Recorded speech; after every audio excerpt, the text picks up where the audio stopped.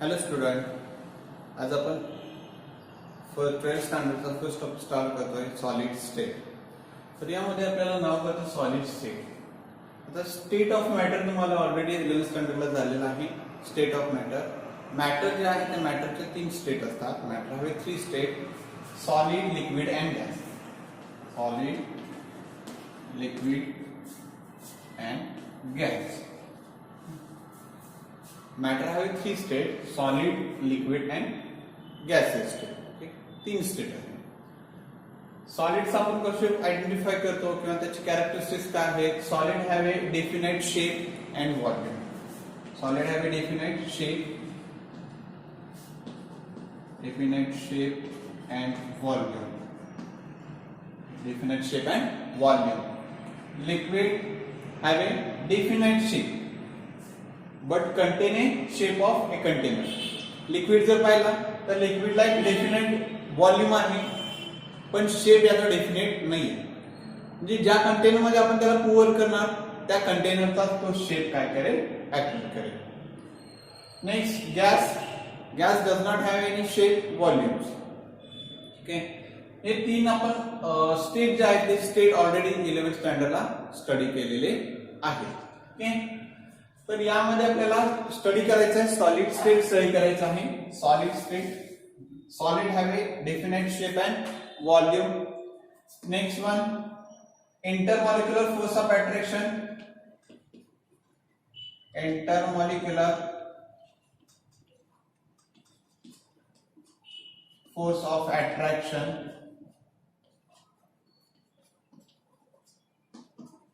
Is strong as compared to liquid and gas.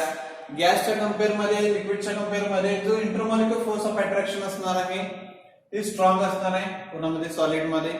Okay, so solid have a definite shape and volume. It have intermolecular force of attraction is strong. So particles present in a solid cannot move from one position to another position. जे solid मध्ये जे particles असणार आहेत ते particle एका position पासून दुसऱ्या पोझिशनला मूव्ह होणार नाहीये. ओके, तर solid have a definite shape and volume. It have a strong intermolecular force of attraction. हे झालं सॉलिड. आता सॉलिड जे आहे त्या सॉलिडचे आपण मोस्टली 2 क्लास केलेले आहेत. That is classification of solid. There are 2 types of solids. First one, crystalline solid, and another is a amorphous solid. Crystalline solid and amorphous solid. आता crystalline solids कोणाला म्हणायचं आहे? crystalline solid एक्झाम्पल आहे NaCl. मीठ. आपण C water आहे, C वॉटरचं vaporisation केलं म्हणजे याच्यामध्ये वॉटर जे आहे ते वेपराइज होतील आणि वॉटर जेव्हा वेपराइज होणार आहे तेव्हा सॉलिड NaCl या ठिकाणी आपल्याला मिळेल. हा जो सॉलिड NaCl आहे त्या सॉलिड NaCl हॅव एक डेफिनेट शेप. त्याला एक विशिष्ट असा शेप असतो. ठीक आहे, सो त्याला आपण क्रिस्टलाइन सॉलिड म्हणणार. आता क्रिस्टलाइन सॉलिड कोणाला म्हणायचं आहे की ज्याच्यामध्ये जे कन्स्टिट्यूएंट पार्टिकल म्हणजे NaCl हे जे पार्टिकल्स आहेत त्या NaCl पार्टिकलची अरेंजमेंट ही परफेक्टली ऑर्डर मध्ये अरेंजमेंट असणार आहे. It is orderly arrange orderly. म्हणजे याच्यामध्ये जे परफेक्ट अरेंजमेंट असणार आहे ही अरेंजमेंट काय असेल? परफेक्टली अरेंजमेंट केलेली असेल. आपण जर सांगायचं झालं तर NaCl, NaCl अरेंजमेंट बघा कशी आहे? NaCl ही अरेंजमेंट कशी आहे? लॉंग रेंज मध्ये अरेंज केली जाते अरेंजमेंट. याच्यामध्ये आपल्याला कुठेही डिसऑर्डरनेस पाहायला मिळत नाही. लॉंग रेंज मध्ये आपण काय केले? कन्स्टिट्यूएंट पार्टिकल अरेंज केले आणि या अरेंजमेंट मुळे काय होतोय? नाही, डेफिनाइट शेप येतो. सो क्रिस्टलाइन सॉलिड्स कोणाला म्हणायचं आहे की याच्यामध्ये जे कन्स्टिट्यूएंट पार्टिकल आहेत ते कन्स्टिट्यूएंट पार्टिकलची अरेंजमेंट ही परफेक्टली ऑर्डर मध्ये अरेंजमेंट केली जाते. ओके, रिपीटिंग पॅटर्न मध्ये त्यांना आपण अरेंज करतो. amorphous solids जो आहे ते amorphous solid पाहिला तर amorphous solid मध्ये पार्टिकलची अरेंजमेंट कंटिन्युअसली केली जात नाही, रॅन्डमनेस आपल्याला त्याच्यामध्ये पाहायला मिळतो, विस्कळीतपणा पाहायला मिळतो. एक्झाम्पल आपण सपोज घेतलेला आहे AB हा एक एक्झाम्पल, जनरल एक्झाम्पल आहे. AB हा एक सॉलिड आहे आणि हा AB सॉलिड आपण काय केला, अरेंज केला. मी याच्यामध्ये आपण अरेंजमेंट अशी केली, AB आला कुठे आपल्याला पाहायला मग B रिपीट झालेला आहे, A आलेला आहे, B आहे, A आहे, A आहे, B आहे. अरेंजमेंट बघा कशी आहे, डिसऑर्डरनेस आहे याच्यामध्ये, डिसऑर्डरनेस आहे, दॅट इज रॅन्डमनेस आपल्याला याच्यामध्ये पाहायला मिळतो. AB अरेंजमेंट कशी आहे, शॉर्ट रेंज मध्ये आहे, रिपीटिंग पॅटर्न याच्यामध्ये कुठेही आपल्याला जास्त आपल्याला पाहायला मिळत नाही, शॉर्ट रेंज मध्ये अरेंजमेंट केली जाते. बट क्रिस्टलाइन सॉलिड जे आहे ते क्रिस्टलाइन सॉलिड मध्ये लॉंग रेंज अरेंजमेंट केली जाणार आहे, लॉंग रेंज अरेंजमेंट असेल. आणि अमॉर्फस सॉलिड जर पाहिला तर अमॉर्फस सॉलिड मध्ये शॉर्ट रेंज म्हणजे जे कन्स्टिट्यूएंट पार्टिकल असणार आहे ते कन्स्टिट्यूएंट पार्टिकल अरेंज केले जातील. ठीक आहे, तर बघा क्रिस्टलाइन सॉलिड जो आहे ते क्रिस्टलाइन सॉलिड मध्ये लॉंग रेंज मध्ये अरेंजमेंट केली जाणार आहे, लॉंग रेंज मध्ये अरेंजमेंट केली जाईल. तर एक्झाम्पल आपण घेतलं होतं NaCl. Next, crystalline solid have a sharp melting point, crystalline solid have a sharp melting point. आता याच्यामध्ये जर पाहिलं अरेंजमेंट कशी आहे, या ठिकाणी अरेंजमेंट ही परफेक्टली ऑर्डर आहे आणि परफेक्टली ऑर्डर असल्यामुळे यांच्यामध्ये तो मेल्टिंग पॉइंट आपल्याला मिळतो. क्रिस्टलाइन सॉलिड मध्ये हा melting point sharp melting point मिळतो. सो एक्झॅक्ट टेम्परेचरला तो काय होणार आहे, मेल्ट होणार आहे. अमॉर्फस सॉलिड जर पाहिला तर amorphous solid it does not have A sharp melting point, not have sharp melting point. Next, crystalline solids as a anisotropic. Crystalline solid is anisotropic. Crystalline solid is anisotropic. आता anisotropic कोणाला म्हणायचं आहे, तर example आपण या ठिकाणी बघा, generally A constituent particle आहे, त्यानंतर सपोज B आहे, त्यानंतर A आहे, हा B आहे, A आपण या ठिकाणी असे अरेंज केले, पुन्हा B आहे, B आहे, A आहे, B suppose A row, B row. Physical property आपण या ठिकाणी मेजर केली. सपोज फर्स्ट डायरेक्शनने आपण या ठिकाणी मेजर केली. फर्स्ट डायरेक्शनने मेजर केल्यानंतर आपल्याला काही फिजिकल प्रॉपर्टीच्या व्हॅल्यू मिळाल्या. सेकंड घेतला, सेकंड डायरेक्शन घेतली, सेकंड डायरेक्शनला B कन्स्टिट्यूएंट पार्टिकल आल्यामुळे फिजिकल प्रॉपर्टीच्या व्हॅल्यू डिफरंट मिळणार आहे. नेक्स्ट आपण यानंतर तिसरी डायरेक्शन घेतली. तिसरी डायरेक्शन आपण ही घेतलेली आहे. या डायरेक्शन मध्ये बघा suppose general A direction, B direction and it is a C direction. Direction change केल्यानंतर फिजिकल प्रॉपर्टी ज्या आहेत त्या फिजिकल प्रॉपर्टीच्या व्हॅल्यू ते चेंज होतात. इन क्रिस्टलाइन सॉलिड मध्ये आपण डायरेक्शन चेंज केला. फर्स्ट डायरेक्शन बघा, A डायरेक्शन घेतली. A डायरेक्शन मध्ये एक कन्स्टिट्यूएंट पार्टिकल येतात, त्यांची फिजिकल प्रॉपर्टीच्या व्हॅल्यू डिफरंट असणार. B next, B डायरेक्शनला B constituent particle येतात. त्यामुळे या ठिकाणी या दोघांच्या कंपॅरेटिव्ह आपण पाहिलं फिजिकल प्रॉपर्टी डिफरंट येणार आहे, फिजिकल प्रॉपर्टीच्या व्हॅल्यू डिफरंट येणार आहे. C डायरेक्शन घेतली तर C डायरेक्शन मध्ये बघा A B कन्स्टिट्यूएंट पार्टिकल येतात. यामुळे या ठिकाणी जी काही फिजिकल प्रॉपर्टीच्या व्हॅल्यू आहेत त्या पण चेंज झाल्या. म्हणजे तिथं डायरेक्शन चेंज केल्यानंतर या ठिकाणी आपल्याला काय मिळतं, व्हॅल्यूज, फिजिकल प्रॉपर्टीच्या व्हॅल्यूज चेंज मिळतात. सो यांना आपण अनायसोट्रॉपिक म्हणतो. Crystalline solid is a anisotropic. Next, amorphous solid आपण पाहिला. Amorphous solid is a isotropic. आता आयसोट्रॉपिक कुणाला म्हणलं, फिजिकल प्रॉपर्टी अमॉर्फस सॉलिडच्या पाहिल्या, फिजिकल प्रॉपर्टीच्या व्हॅल्यू जर पाहिल्या तर ह्या व्हॅल्यू डिफरंट, डायरेक्शन चेंज केला की व्हॅल्यू सेमच असतात. एक्झाम्पल आपण इथं घेऊ A B, इथं अरेंजमेंट बघा, A B आहे, A आहे, B आहे, B घेतला, A घेतला, A आहे, B आहे. इथं रॅन्डमनेस आपल्याला पाहायला मिळतो अरेंजमेंट मध्ये. A आहे, B A B B A B बी ए. यामध्ये अरेंजमेंट जर पाहिली, अरेंजमेंट ही शॉर्ट रेंज मध्ये आहे, रॅन्डमनेस आपल्याला पाहायला मिळतो याच्यामध्ये. डायरेक्शन घ्या, ए डायरेक्शन ने फिजिकल प्रॉपर्टी मेजर केली, ए डायरेक्शनला फिजिकल प्रॉपर्टी मिळाली. या डायरेक्शन मध्ये बघा ए आहे, ए आहे, बी आहे, ए आहे, बी आहे.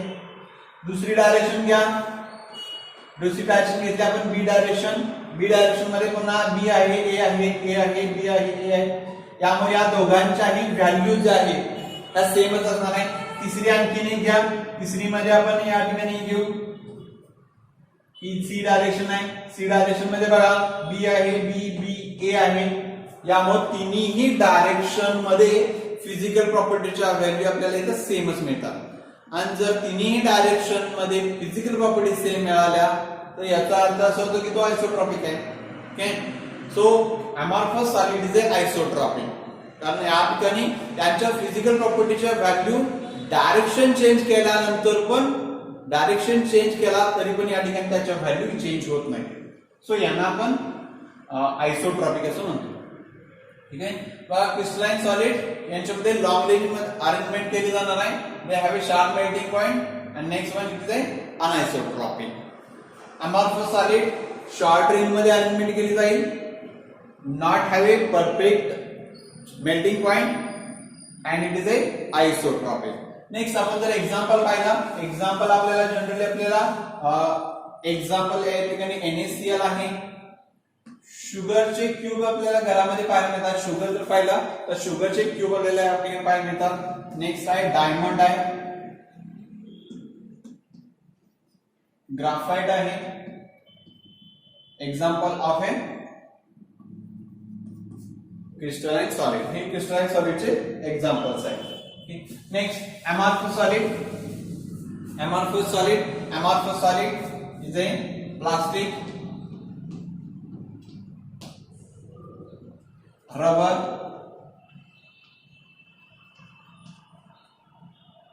glass is an example of amorphous solid.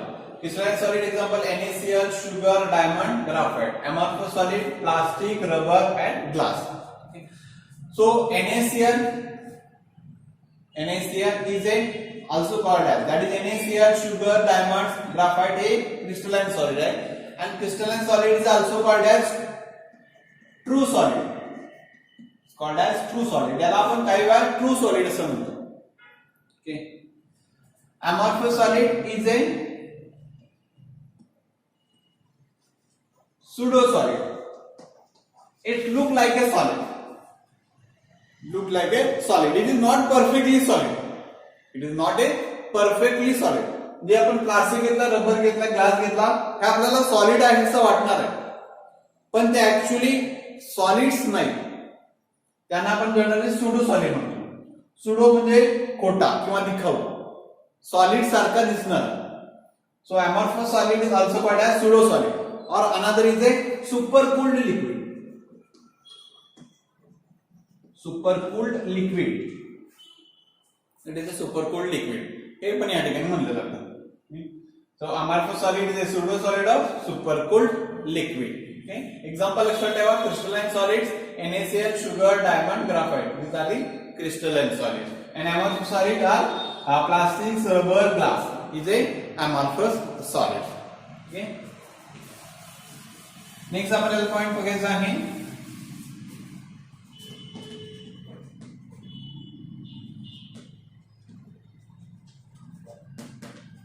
isomorphism. And second is a polymorphism.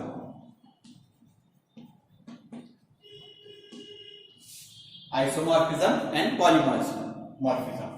Iso means same. And morphous means form.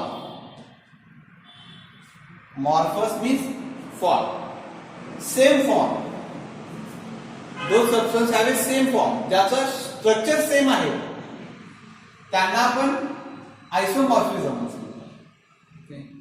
ज्याचा शेप सेम आहे त्यांना आपण आयसोमॉर्फिझम, that is same form. And polymorphous, that is poly means many and morphous means form.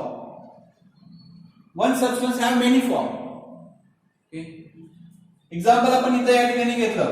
Example first NaNO3 and CaCO3. NaNO3 and CaCO3 are आयसोमॉर्फस. जे दोन compound आहेत पण यांचं structure इथं शेप यांचा सेम आहे, सो यांना आपण आयसोमॉर्फस असं म्हणतो. And this phenomena is called as a आयसोमॉर्फिझम. दोघांचे structure, to or more compound have a same structure और सेम शेप आर ए आयसोमॉर्फस. बघा इथं NaNO3 and CaCO3 have a same form, same structure, so या दोघांना आपण आयसोमॉर्फस. नेक्स्ट एक्झाम्पल घेतला NaF and MgO. या दोघांना आपण आयसोमॉर्फस. To different compound have a same structure और सेम फॉर्म, यांना आपण आयसोमॉर्फस असं म्हणतो. And this phenomena is called as a isomorphism. Isomorphism NaNO3 and CaCO3 दोन वेगवेगळे कंपाऊंड आहेत पण त्यांचं स्ट्रक्चर, त्यांचा फॉर्म सेम आहे, त्यांना आपण आयसोमॉर्फस असं म्हणतो. नेक्स्ट आहे पॉलीमॉर्फिझम. पॉलीमॉर्फिझम मध्ये पॉलीमॉर्फस कोणाला म्हणायचं आहे? मेनी फॉर्म असणार. एक्झाम्पल आपण घेतला कार्बन आहे. कार्बनचे फॉर्म जर पाहिलं, डायमंड आहे, नेक्स्ट ग्राफाइट आहे, अँड फुलरीन आहे. Diamond, graphite, fullerene, these are the form of carbon. तर सबस्टन्स बघा सेम आहे, कार्बन आहे, प्रत्येकांच्यामध्ये कार्बन आहे. ओके, म्हणजे इथं फॉर्म जे आहे ते फॉर्म कसे आहेत? डिफरंट आहे. जे सबस्टन्स सेम आहे पण त्याचे फॉर्म डिफरंट येतात, तेव्हा त्यांना आपण आयसो पॉलीमॉर्फस असं म्हणतो. And this phenomena is a polymorphism. Example घेतलं सिलिका. आणखीन एक्झाम्पल आहे silica. Silica have a alpha quartz and beta quartz. Alpha quartz and beta quartz. Okay, त्यांना पॉलीमॉर्फिझम असं म्हणतात. सिलिकाचे दोन फॉर्म आले, alpha quartz, beta quartz. Okay, isomorphism, isomorphous कोणाला म्हणलं की याच्यामध्ये टू डिफरंट कंपाऊंड आहेत, two or more different compound have a same form. जिथं बघितलं दोन कंपाऊंड आहेत पण त्याचं फॉर्म, जो स्ट्रक्चर आहे तो सेम आहे, त्यांना आपण आयसोमॉर्फस म्हणलं. आणि त्या फिनॉमिनाला आपण आयसोमॉर्फिझम म्हणतो. पॉलीमॉर्फस compound have a same but its structure form are different. त्यांचे स्ट्रक्चर फॉर्म आर डिफरंट आहे, त्यांना आपण पॉलीमॉर्फस म्हणतो. And this phenomena are a polymorphism. Okay, so isomorphism example आपण घेतले, पॉलीमॉर्फिझम एक्झाम्पल इथं आपण घेतलेलं आहे.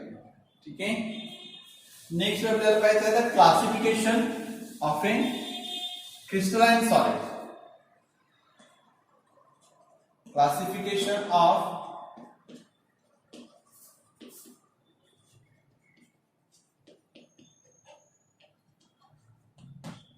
crystalline solid. Classification of crystalline solid. Solids class crystalline solid are classified into four categories. First one, ionic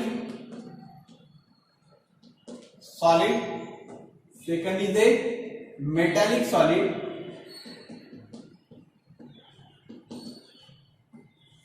Third we have covalent solid.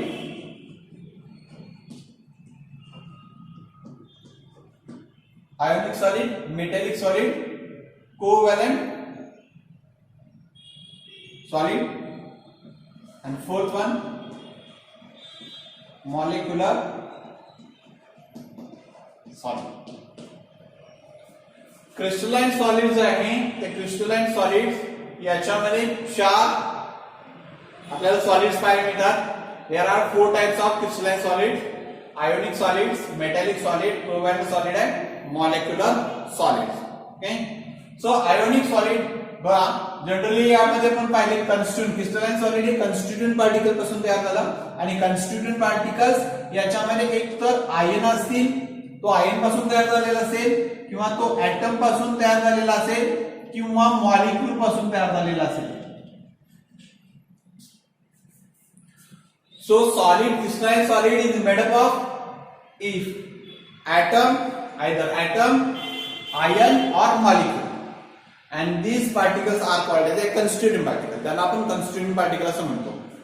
तर याच्यामध्ये पाहिला तर आयोनिक सॉलिड मध्ये आपल्याला लक्षात येईल की आयोनिक सॉलिड हा mostly made up of ions, हा आयन पासून तयार झालेला असणार आहे. ओके, तर आयोनिक सॉलिड मध्ये पाहिला NaCl एक्झाम्पल आहे NaCl. पहा NaCl मध्ये काय आहे NaCl, Na+Cl-, Na+Cl-,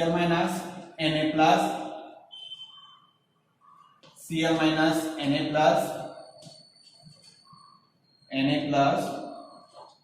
Cl- Na+, Na+, Cl-. Okay. Crystalline, that is co-ionic solids. Ionic solid is mostly made up of ions. Ions पासून फॉर्म झालेला असणार आहे. सो या दोघांच्या मध्ये जो आयन आहे, this is two opposite ions, and these two opposite ions are held by electrostatic force of attraction.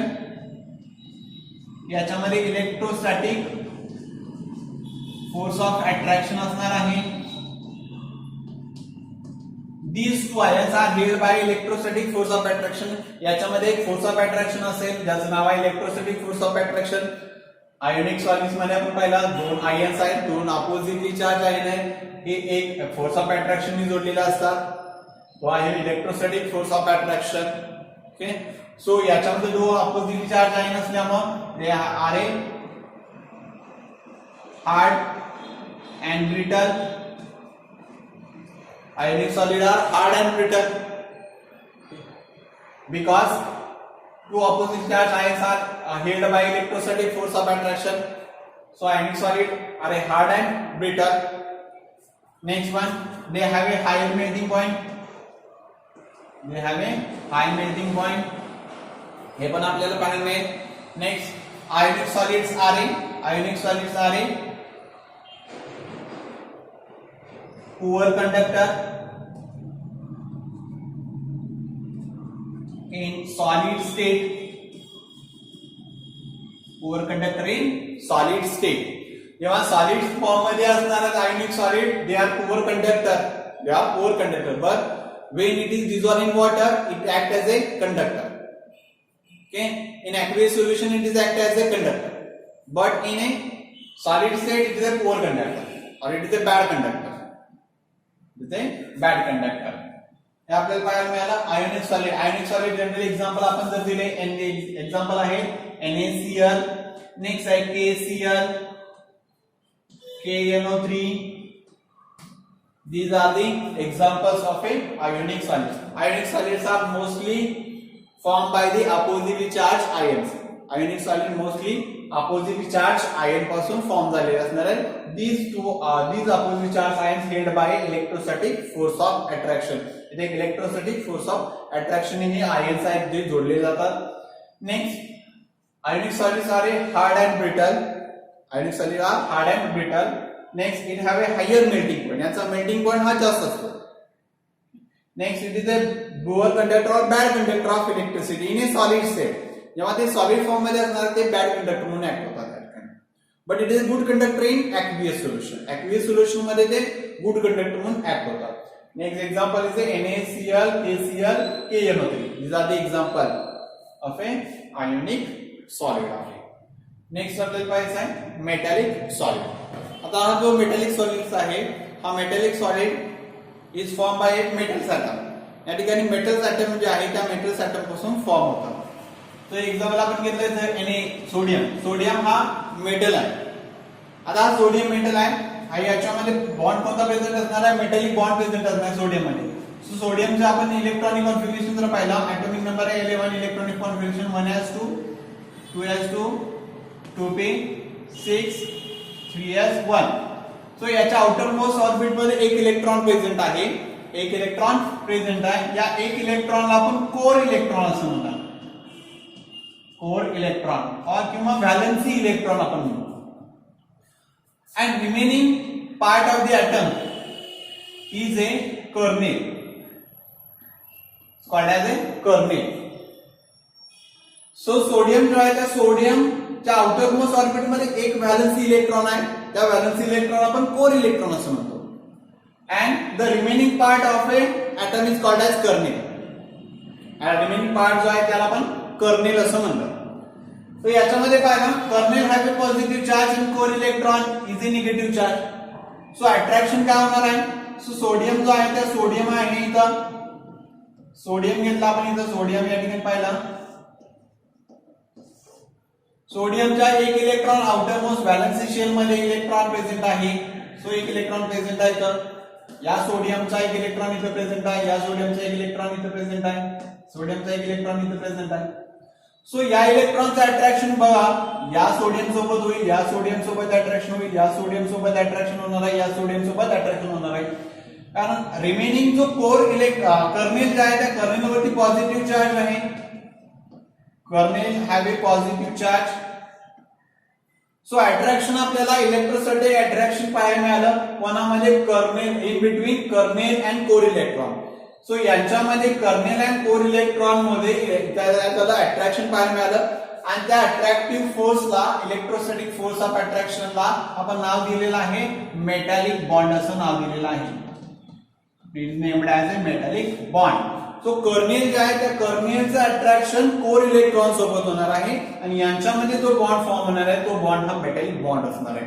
जितके व्हॅलेन्सी बॉन्ड प्रेझेंट असतील, जितके व्हॅलेन्सी इलेक्ट्रॉन प्रेझेंट असतील ते कर्नेल सोबत अट्रॅक्शन करतील आणि याच्यामध्ये तो मेटॅलिक बॉन्ड हा स्ट्रॉंगेस्ट बॉन्ड पाहायला मिळेल. तो सोडियम मध्ये आपल्याला वीक मेटॅलिक बॉन्ड पाहायला मिळतो.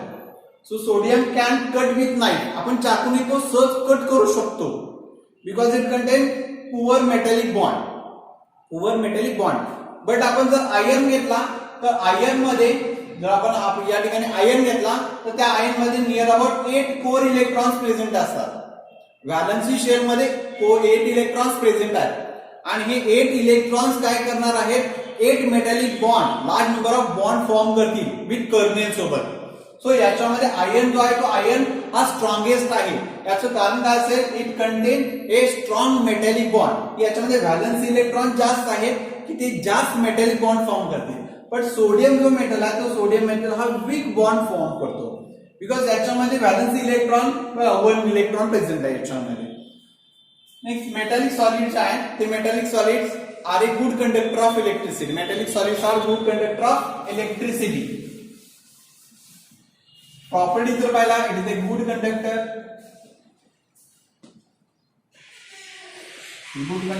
Of heat and electricity. Next, they have high melting point.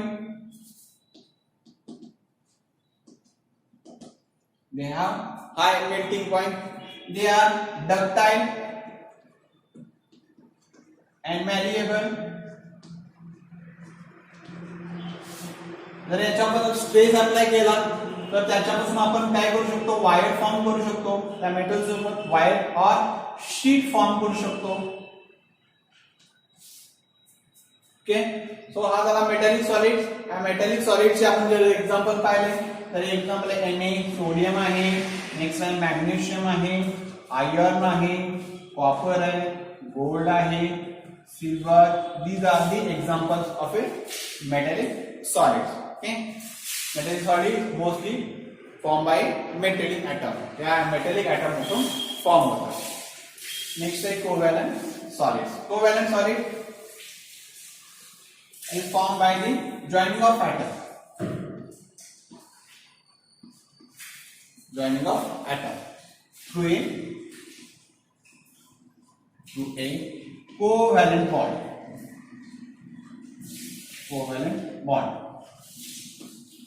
Covalent solid is formed by atoms are filled by held by covalent bond. याच्यामध्ये covalent bond present असणार आहे कोणामध्ये कोव्हॅलंट सॉलिड मध्ये. Okay next covalent solid is a hard and rigid. Hard and rigid. Next one, they are poor conductor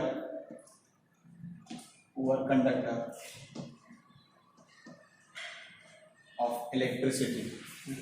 Covalent solids आहे याच्यामध्ये जे atoms आहेत हे atom हे covalent bond नी जोडले जातात. It is a hard and rigid. It is hard and rigid because it contain a 3-dimensional structure of a carbon. याच्यामध्ये एक 3-dimensional structure असेल और large number of chains. याच्यामध्ये आपल्याला कोव्हॅलंट बॉन्ड पाहायला मिळतात कोव्हॅलंट सॉलिड्स मध्ये. They are poor conductor of electricity. Is the poor conductor of electricity. Example diamond. Next silica. These are the example of a covalent solids. Diamond पाहिला तर purest form of carbon. कार्बनचे 3-dimensional structure आपल्याला याच्यामध्ये पाहायला मिळतं diamond मध्ये. Large number of carbons या ठिकाणी जोडले जातात through a covalent bond. Next आहे मॉलिक्युलर सॉलिड्स. आता मॉलिक्युलर सॉलिड्स कोणाला म्हणायचं आहे? It contain a molecules. Molecules are held by weak van der Waals force or a hydrogen bonding. Weak wonderful force or hydrogen bonding. Suppose CH4 solid, CH4 solid, H2 solid आहे, hydrogen solid आहे. किंवा O2 आपण घेतला solid आहे, solid O2. Higher प्रेशरला lower टेम्परेचरला हे solid, it is A solid form. आता यांच्यामध्ये जो वीक वंडरवॉल फोर्स पाहायला मिळेल आपल्याला H2 जर पाहिला H2 सॉलिड आहे, H प्रेझेंट आहे. या H दुसऱ्या H सोबत काय होणार आहे? अट्रॅक्शन होणार आहे. सो या दोघांच्या मध्ये थोडंसं स्लाइटली चार्ज डिफरन्स आला की यांच्यामध्ये काय होतं? अट्रॅक्शन होतं आणि या अट्रॅक्शन मध्ये हा सॉलिड फॉर्म होतो. यांच्यात या दोघांच्या मध्ये वीक वंडरवॉल फोर्स असणार आहे. वीक वंडरवॉल फोर्स यामध्ये प्रेझेंट असेल. So it is A molecular solids. म्हणजे मोन मॉलिक्युल्स जे आहेत मॉलिक्युल्स मध्ये एक अट्रॅक्शन झालं. ओके नेक्स्ट आपण या ठिकाणी पाहतो एक्झाम्पल. अनदर एक्झाम्पल आहे NH4 किंवा एक्झाम्पल घेतला H2O that is ice. Solid state मध्ये आपण आईस म्हणतो. आईस आहे याच्यामध्ये हायड्रोजन बॉन्डिंग आपल्याला पाहायला मिळतं. HOHI. Oxygen is a more electronegative, so it is a partially negative charge. Hydrogen is a more electropositive, so it contains a partial positive charge. So यांच्यामध्ये एक अट्रॅक्शन क्रिएट होईल. त्या attraction मध्ये हा जो बॉन्ड फॉर्म होणार तो असणार आहे हायड्रोजन बॉन्ड. सो आईस जो आहे तो 0 डिग्री सेल्सिअसला वॉटर हे सॉलिड स्टेट मध्ये असतं आणि यांच्यामध्ये हायड्रोजन बॉन्डिंग असणार आहे. जे मॉलिक्युल्स आहेत ते मॉलिक्युल जोडले जातात. सो या ठिकाणी त्यांना आपण मॉलिक्युलर सॉलिड्स असं म्हणतो. मॉलिक्युलर सॉलिड आर ए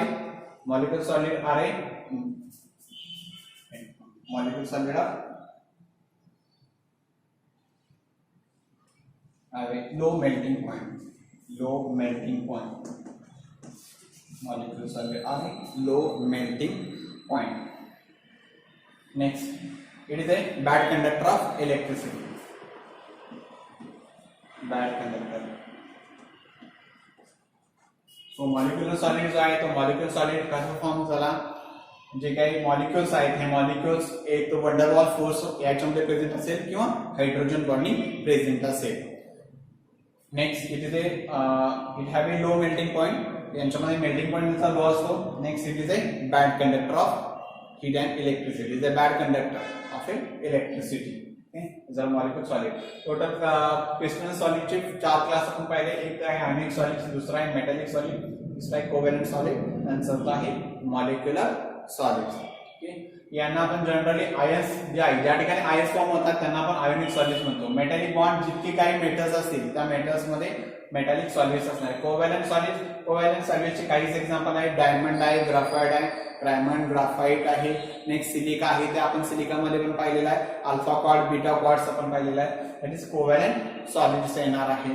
आणि नेक्स्ट मॉलिक्युलर, जिथं मॉलिक्युल्स आपल्याला पाहायला मिळतात त्या ठिकाणी फॉर्म होणारा मॉलिक्युलर सॉलिड्स आपण या ठिकाणी पाहिलेलं आहे. मॉलिक्युलर सॉलिड मध्ये घेतला आपण मिथेन घेतलेला आहे, H2 घेतला, O2 घेतला. हे सगळे सॉलिड्स आहेत. सॉलिड किंवा लोअर टेम्परेचरला हे सॉलिड फॉर्म होणार. H2 आहे, NH3 आहे. एक्झाम्पल्स कोणाचे आहेत? मॉलिक्युलर सॉलिडचे आहेत. ओके, आजच्या लेक्चरला आपण क्रिस्टलाइन सॉलिडचे क्लासिफिकेशन पाहिलेलं आहे. Isomorphous, polymorphous and classification of a solid. सॉलिडचे दोन क्लास आहेत, एक क्रिस्टलाइन सॉलिड आहे आणि दुसरा अमॉर्फस सॉलिड्स आहे.